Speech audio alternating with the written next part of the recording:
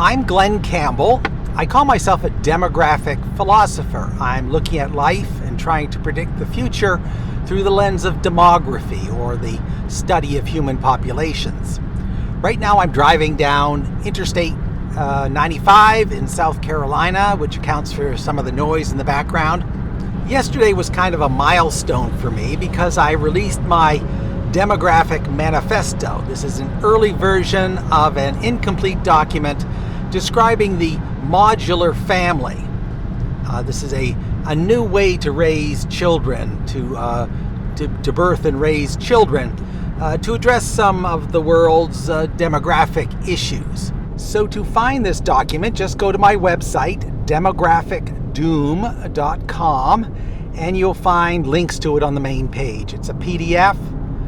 Currently 60 pages. I expect over time it'll get to be maybe twice that big.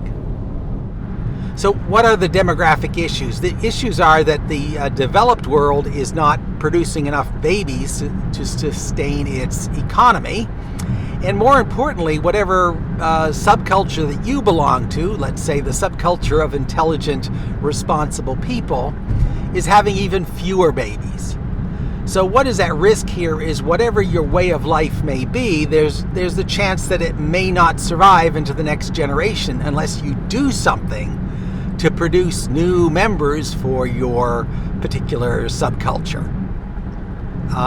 The equivalent would be if you are the speaker of a dying language that only a dozen people speak, you've got to produce some new babies, some new children to teach that language to, or that language will die.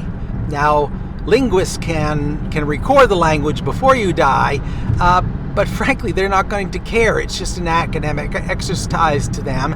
And to have someone actually speak the language, you've got to raise them in that language. Otherwise, they'll always be speaking it as a foreign speaker. And there's a lot of things like this in life that work the same way, that you have to actually raise your members from scratch, or they're never really going to get who you are or what you stand for. This is true of a lot of moral skills, simply the moral skills of responsibility and caring about others and being good stewards of the environment. All of these things are trained in early childhood. You can't, by the time you're an adult, you're already set in your ways, and you're not going to grasp at the basic level what these values are. So the problem with having a baby these days and raising it to adulthood is that the process is so damn expensive. Even if you want a baby, even if you want to continue your way of life, you don't have the money, the time, or the tolerance for risk that are necessary to create that child. And that's true of me. I'd like to see others take up the values that I uphold, but there's no way I can possibly afford children or accept the risk of having children. And that's where the modular family comes in. The core idea of the modular family is actually pretty simple. Instead of raising only 1 or 2 kids per household, let's raise a large number of kids per household and distribute the responsibility over multiple adults. So instead of 2 kids and 2 adults in one household, let's have 20 kids and 20 adults in that household. And by doing so, you immediately get some economies of scale. That raising 20 kids is a lot of work, but it's less work per child by doing it that way. And there are 2 reasons for this. One is that you can, any kind of factory, a big factory is more efficient than a small factory because you can automate tasks, you can buy supplies in bulk. But what's also useful about a big family is that older kids can take care of younger kids. And in big families of past history, this has always been true. If in the 1800s, if you had a farm family of 9 kids, the older kids would take care of the younger kids, and that would free up adults for more important tasks. So if you have like 18 or 20 kids spaced evenly, 1 per year, then the older kids will automatically take care of younger kids and feed them and change diapers and run baths and things like that. I don't regard that as abusive. I think that's an important process in building responsibility in children, is to give them important tasks from a very early age. And if you have a big family, those tasks are really built in, that you're going to automatically take care of your younger siblings. You just need a support structure and some guidance. So what my manifesto contains is all the implications of that. I'm trying to answer all the questions that a big family would imply. For example, if you have 18 kids and you're producing one kid per year, where do those kids come from? Obviously, they've got to come from a female, someone who has to get pregnant and go through 9 months of pregnancy. Where do those children come from, and who's going to do it? And what happens when the children age out of the system? Where do they go, and what do they do? And in fact, I'm looking even further along at the entire human lifespan. What does this modular family, this large family, imply for old people and for adults? And how do you finance this project? So I'm looking at family life all the way from birth and before birth to retirement and death. And family is a powerful force. When you're born into a family, regardless of how big it is, you are part of a society, and it's part of your nervous system. This place that you grew up is part of your nervous system. It is part of the way that you evaluate the world, is through the lens of this family that you grew up in. Although none of us have the choice about which family we're going to be born into, it's something that's part of us for our entire lives. And I find that people, when they get to be old, get to be retirement age, very often they will go back home, wherever home will be, and they'll try to buy a house in their old neighborhood, or they will try to go live near their brothers and sisters again. And I want to take advantage of this in this modular family. So before I talk about the family itself, I want to give you a little history of how I came up with this idea and what I'm trying to do with it. First of all, I'm not trying to sell it to anybody. I'm not trying to recruit people to join a family like this. I'm simply presenting a blueprint, a structure around which a family like this could be constructed.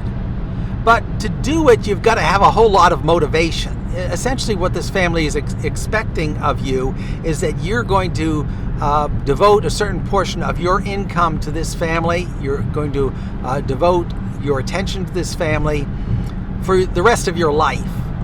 And if you're going to do that, you have to have some pretty powerful motivation, which I'll talk about in different podcasts. But let's say you did have the motivation to raise children, to continue your way of life.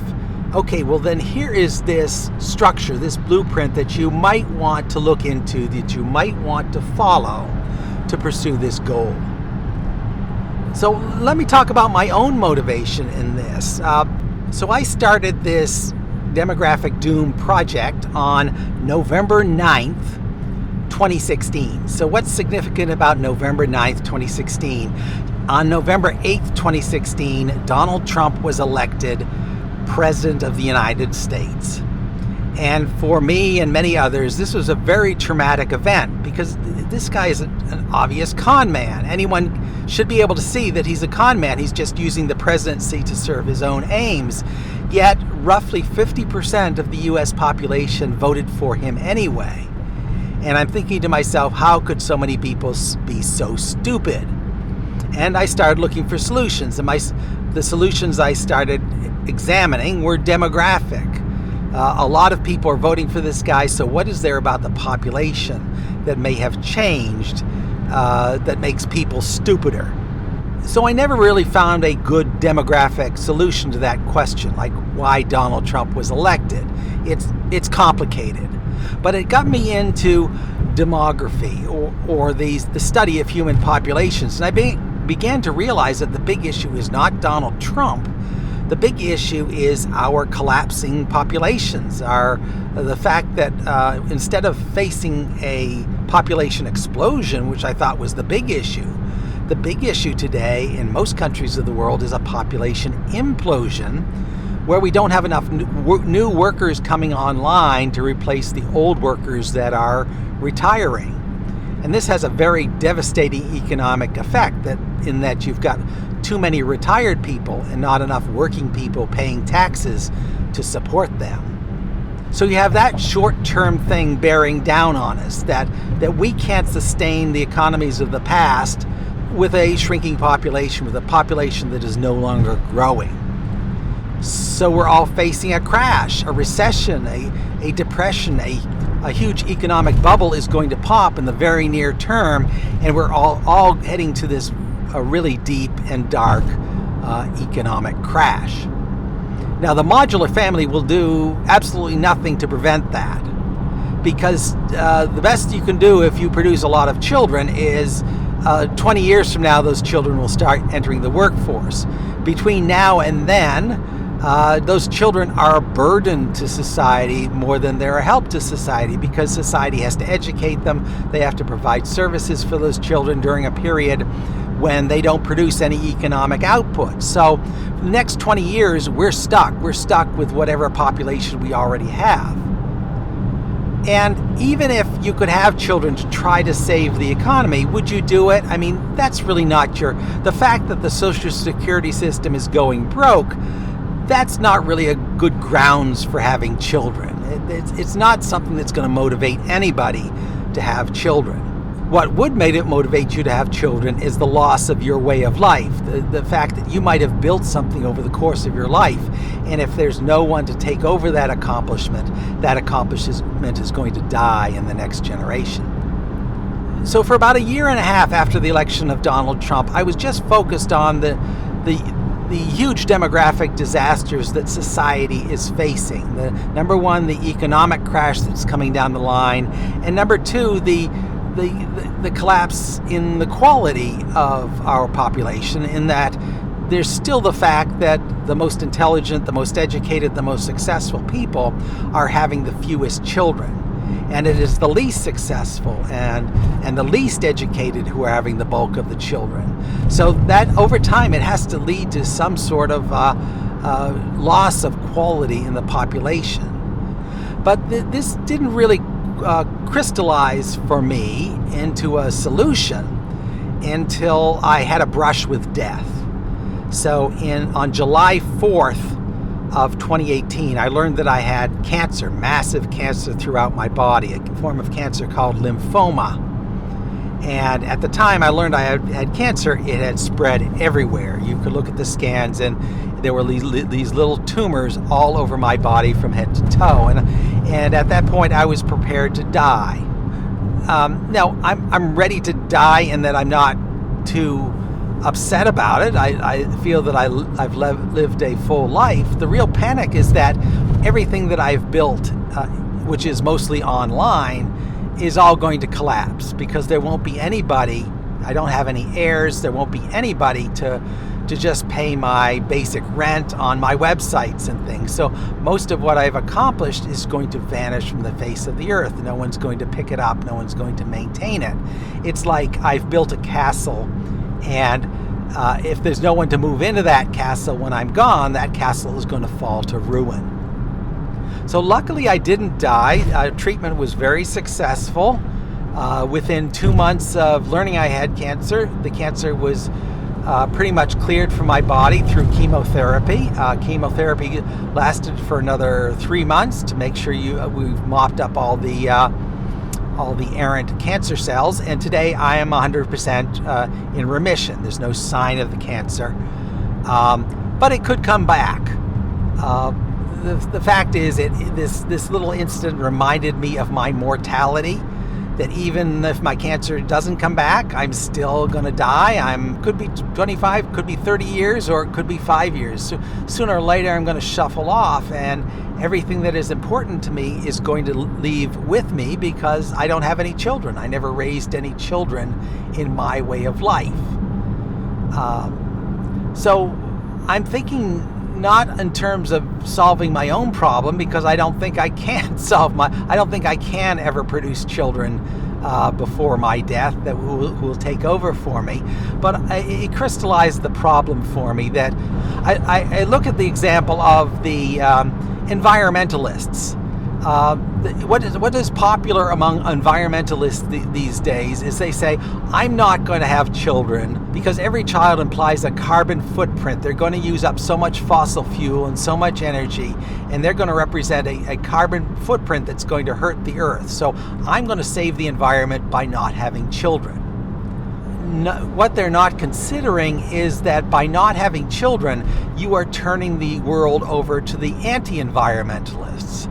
These are the people who want to cut down all the trees and burn the coal in the open air, and who want to eliminate all environmental regulations. And if you think that's ridiculous, well, those are exactly the people who voted for Donald Trump.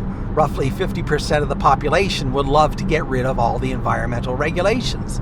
So if you don't have children, someone to take up your cause after you're gone, you're turning the earth over to these people who don't give a damn about carbon footprints and who are just going to trash the planet.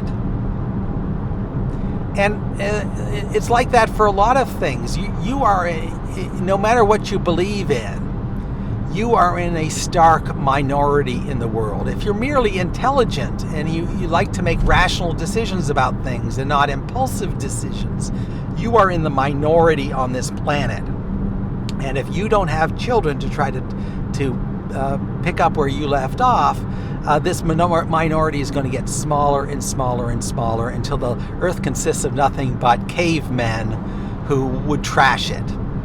And what this means for society is more totalitarian regimes who care only about keeping their leaders in power and don't care about the long-term consequences for humanity.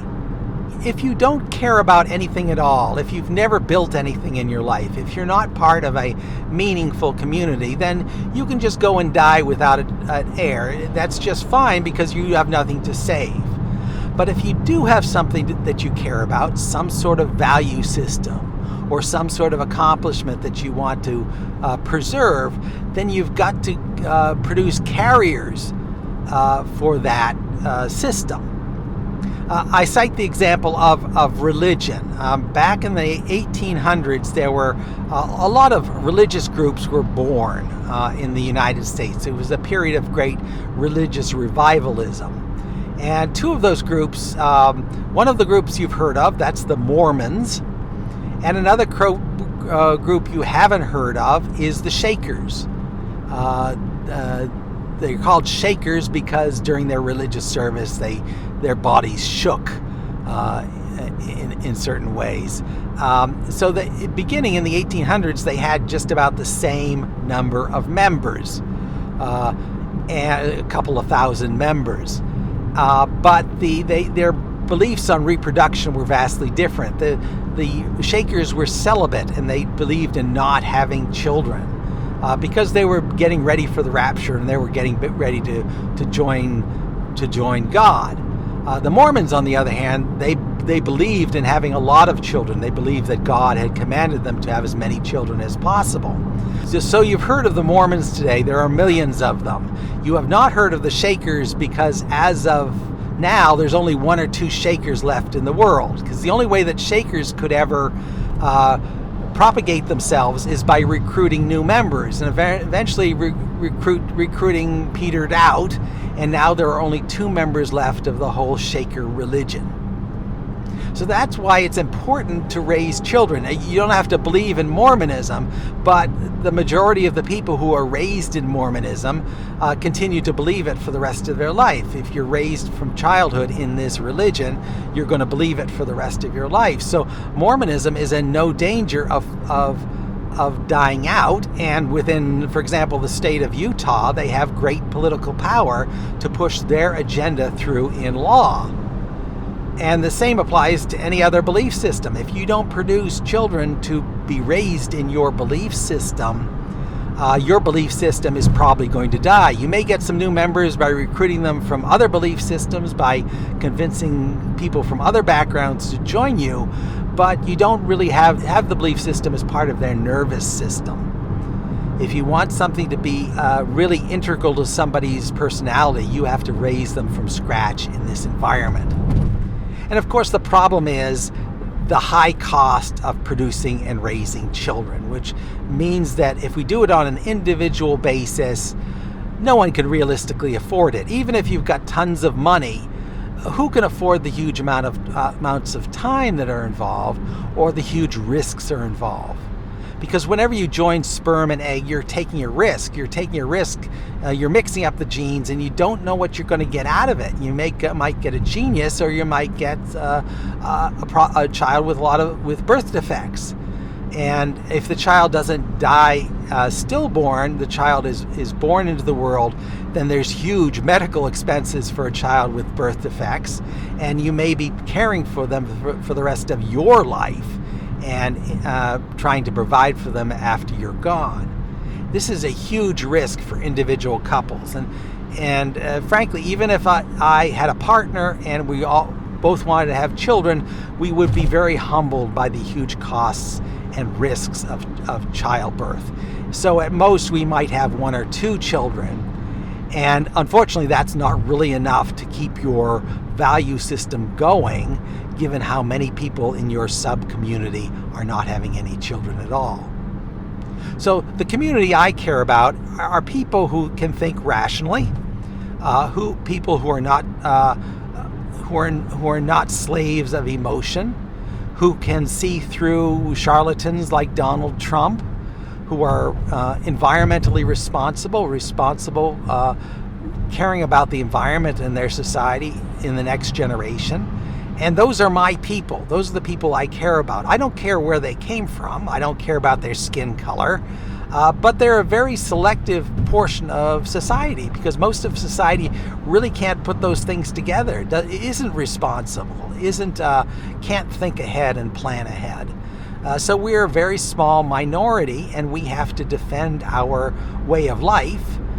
We defend it when we're alive by trying to distribute those ideas around society, and we fight for it in the next life by having children and training those children in our value system. So if it doesn't work, if no couple can really afford to have children, then how do you bring children into the world? And that's where my modular family comes in. I say let's raise a lot of children in one household, get them to do a lot of the routine work themselves, train them in a system that we have carefully designed. So we're going to educate them. We're not going to send them off to public school. That would be dangerous. Public school is just frightfully inefficient. It's expecting everybody to work at the same pace, and they're teaching a curriculum that we may or may not approve of. So we have to have our own internal education system, and we have to all make it work economically. So if you've got 20 adults sharing the responsibilities of 18 children, first of all, you only need 1 adult on duty at any time to manage that group of 18, assuming that they're well organized. You can buy goods in bulk. Kids will take care of other kids. So ultimately, the per child cost is brought down, and the risk is distributed. So if one of those 18 kids has some sort of developmental difficulty, if they have a birth defect that requires a lot of medical attention and a lot of care, well, it's a lot easier for 20 people to manage that child, to distribute the responsibilities of that child across them, than just having 1 or 2, the burden fall on 1 or 2 parents. Furthermore, you could join families together. You could join these modular families together in a larger community, which will distribute the risks even further. Let's say 1 of every 1,000 births is problematic. It produces a child that is only somewhat viable, that has some mental or physical defect that requires care. If you're distributing that across 1,000 parents, that risk, the financial risk and the labor risk over 1,000 parents, it's manageable. It's just like an insurance plan. no one can bear the costs of a fire if a fire happens to happen to you. But if you have an insurance plan, then you're distributing the risks of fire over many people. So we're starting with this core unit, this core family unit, and I've selected this number 18 children. And why I come up with 18 is that would be a spacing of one child per year. So every year a new child is born into this family. Spacing is important because it creates a natural hierarchy among the children. The child who is older than you has has more authority than you do. He's kind of the leader of the younger children. And if a child is younger than you, then you are responsible for them. You are their teacher. Even parents today, they often decide on a certain spacing for their children, like every 2 or 3 years. And there's probably an optimal spacing. And you can't really know in advance what that optimal spacing will be. You have to kind of experiment with it. But I say that the minimum spacing should be one child per year. And then clearly everyone has a unique place in the community. There's only one 8-year-old in the community. Whereas if you had 3 or 4 8-year-olds, they would all be competing against each other. And one of those 8-year-olds would get more of the attention of the older kids because they're more, let's say, charismatic than the others. And the others would kind of lose because they would lack the attention that the main star got. So the idea of spacing is you have only one 8-year-old and he or she is in a special place that is unique to them, which is somewhat insulated from direct competition with his siblings. So that's why I would not make this a 50-child family or larger, because then the whole hierarchical system breaks down. You've got competition within each age, and I don't think the whole system of children taking care of other children would work as well as if you had a only one child per year. Now this system, that's the core of the modular family, and it implies all sorts of questions. So my document is trying to answer all of those questions and doing it in such a way that we're not denying human nature, because there's certain things that are inherent about humans. Humans have egos, and human mothers, for example, want to bond with their children and hold their children close. All of these things, all of these human impulses, my new system has to take advantage of them and acknowledge them and not try to deny them. We can try to create a system, a utopian system, where everybody shares everything with everybody else. But that's denying human nature. Human nature is you have a certain possessiveness of things that are yours. And you don't want to share everything with other people. And we've tried that before in the form of communism, from each according to his ability and to each according to his needs, and it really didn't work out. So this new system kind of has to acknowledge some of that socialism works only on a very small scale. Every family is inherently a socialist system. You have adults giving to their children without any expectation of reward. You really have the system where one person, the people who are capable of giving are giving, and people are taking according to their need. So the family is a socialist system, and it works up to a certain stage. At some point it becomes a big bureaucracy where everybody just tries to take advantage of it. And I say that the maximum size of this family should be one child per year, to avoid turning into a bureaucracy where the socialism doesn't really work. If you grew up in this family, if you grew up in a large family of one child per year, you would be closest to the siblings that are closest to you in age. So you would have very strong bonds with your near siblings. You might have less strong bonds with the siblings that are 10 years younger or 10 years older. But you have these strong bonds, and you're willing to do things. You're willing to make sacrifices for your siblings. If your siblings even today get in trouble, you're going to do what you can to help them. You expect them to take care of themselves. But if they get in trouble, you're going to do what you can do to help them without expectation of direct reward. That's the value of family. And I think this works if you have a limited number of siblings. It's not going to work if you have tons and tons of siblings. Then the needs just become too great, and you're more likely to close in and just want to protect your own resources. So this document that I've just published, it's a work in progress. I expect to revise it every week. It's now about 60 pages. I imagine it's going to kind of double in size. I don't want to make it too big because I want it to be concise. But I'm trying to answer the basic questions. I'm not trying to sell it to anybody. I'm just trying to lay out the theoretical framework. Other people have to sell it to themselves. They have to decide, okay, they have to get into the same kind of panic I got into, where they're thinking, well, I'm going to die without an heir. I'm going to die and my value system is going to die with me. But I can't afford children, so what are the other solutions? Well, here is a potential solution. It's the beginning of a conversation. We can talk about it. We can look at each individual element of my plan and see how it works and how it might not work.